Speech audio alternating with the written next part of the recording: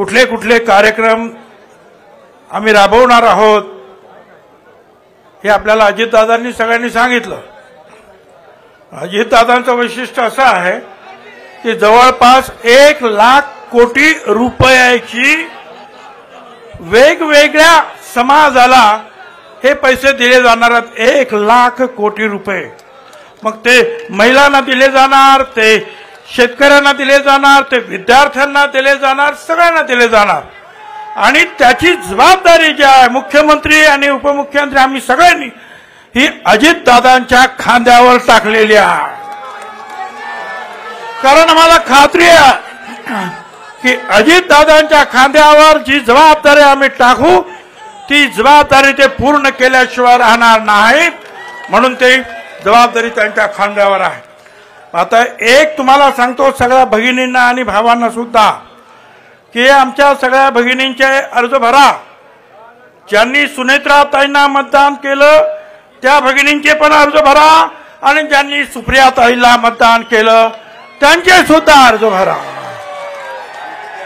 हे सगळ्या भगिनी ज्या आहेत त्या अजितदादांच्या आहेत, त्यामुळे सगळ्यांचे अर्ज जे आहेत तुम्ही भरायचे आहे, त्याच्यामध्ये भेदाभेद करायचा नाही।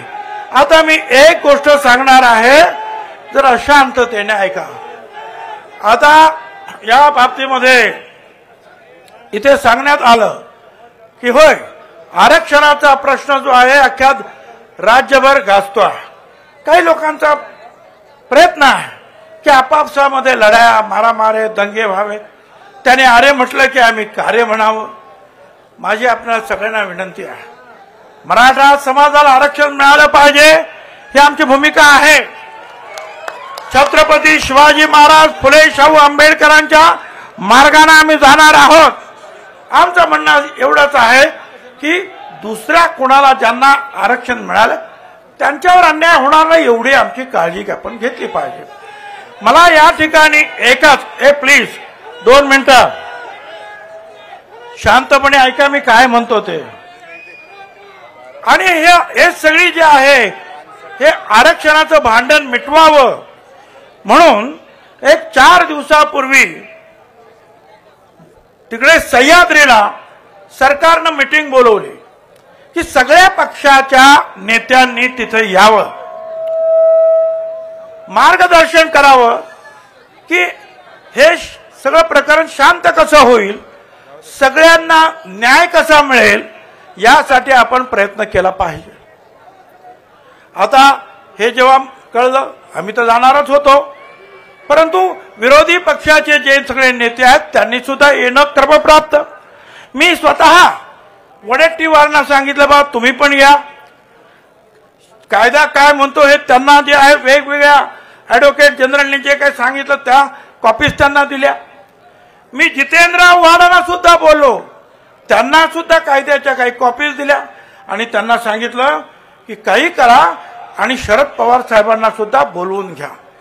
कारण व्हीपी सिंगांनी जे आरक्षण दिलं त्या आरक्षणाची अंमलबजावणी पवार साहेबांनी केली, म्हणून आम्ही आतापर्यंत पवार साहेबांचा जय जयकार केला, त्यांचे आभार सुद्धा मानले।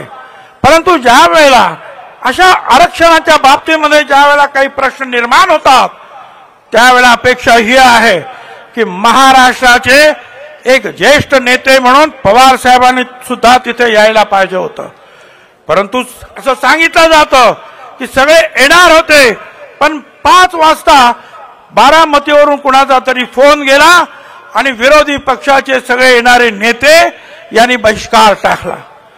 मला हे विचारायचं आहे की या बारामती मतदारसंघामध्ये मराठा समाजाचे मतदार आहेत, माळी समाजांचे आहेत, धनगर समाजाचे आहेत, सर्व ओबीसी समाजाचे आहेत, भटक्या समाजाचे आहेत, विमुक्त समाजाचे आहेत, सगळ्यांनी मतं दिली। ती सुनेत्राताईंना दिली असतील तसं ती सुप्रियाताईंना सुद्धा दिली, पण मग या सगळ्यांच्या बाबतीमध्ये त्या सगळ्यांचं संरक्षण करणं हे तुमचं काम नाही। तुमचा राग आमच्यावर असेल, तुमचा राग अजितदादावर असेल, तुमचा राग छगन भुजबळवर असेल, पण या ओबीसी समाजानं तुमचं काय घोडं मारलंय का तुम्ही येत नाही? का हे सगळं मिटवण्यासाठी तुम्ही आमच्या बरोबर येत नाही? सगळ्यांना सांगायचं आणि मग पाठीमागून काहीतरी सल्ले द्यायचे आणि त्यातून हे जे महाराष्ट्र पेटवण्याचे उद्योग चाललेले आहेत, मला पुन्हा एकदा सगळ्यांना विनंती करायची आहे की आम्ही या सगळ्या विरोधी पक्षांना, ठीक आहे, ज्या वेळा निवडणुका येतील त्यावेळी तुम्ही तुमची निवडणूक लढा, आम्ही आमची निवडणूक लढू. तुम्ही तुमचे झेंडे घ्या, आम्ही आमचे झेंडे घेऊ. तुमची भूमिका मांडा, आम्ही आमची भूमिका मांडू. पण या राज्यातले सामाजिक प्रश्न सोडवत असताना मुद्दाम होऊन त्याच्यावर बायकॉट टाकायचा, मुद्दाम होऊन यायचं नाही आणि ओबीसी समाजाला असेल, मागास वर्गांना असेल, वाऱ्यावर सोडायचं, हे अजिबात योग्य नाही. कारण या बारामती सहित संपूर्ण महाराष्ट्रामध्ये सर्व समाजाचे लोक राहतात. मराठापासून तर दलित आणि आदिवासी पर्यंत हे सगळे समाज तुमचे आहेत, हे सगळे समाज आमचे आहेत. आणि म्हणून एकत्र येऊन हा प्रश्न सोडवण्यासाठी आपण प्रयत्न केला पाहिजे. ती सुबुद्धी आपल्या सगळ्या विरोधी पक्षाच्या नेत्यांना मिळो.